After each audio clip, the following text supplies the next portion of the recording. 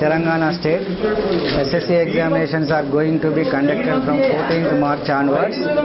On 14th March, OSSC examination will be there, and the timings of the examinations are 9:30 a.m. to 12:15 p.m. For second language, the timings are 9:30 a.m. to 12:45 p.m.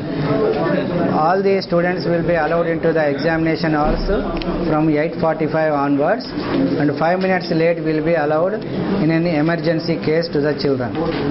All the parents are requested to send their children to the examination centers by 8:45 a.m. every day.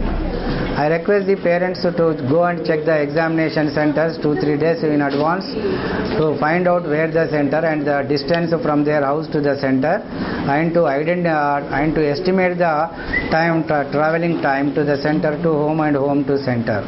So by doing this, they can make arrangements to reach their children to the examination centers by 8:45 p.m.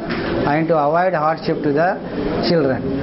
Further, this year, I request the children don't come to the examination in school uniform to the examination halls, and school uniforms are prohibited. They are requested to attend the examination in formal dress only.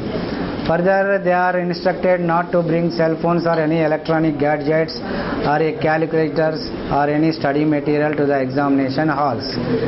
Further, the instructions also given to all the chief superintendent, departmental officers and invigilators this year not to bring cell phones to the examination hall, and if they bring cell phones and other electronic gadgets and if anyone use all these electronic goods, they will be punished under Act 25/97, prevention of malpractices and unfair means in the examinations. Further, all the examination superintendents are informed to use the phone available with the police constable for emergency, in any case of emergency, to contact the other people by maintaining a log register in the examination center. So once again I request all parents to check that, to send their children to all the examination centers by 8:45 a.m. Sir, in our state, this year 5,38,226 children are appearing for the examination, and we arranged 2,556 examination centers throughout the state.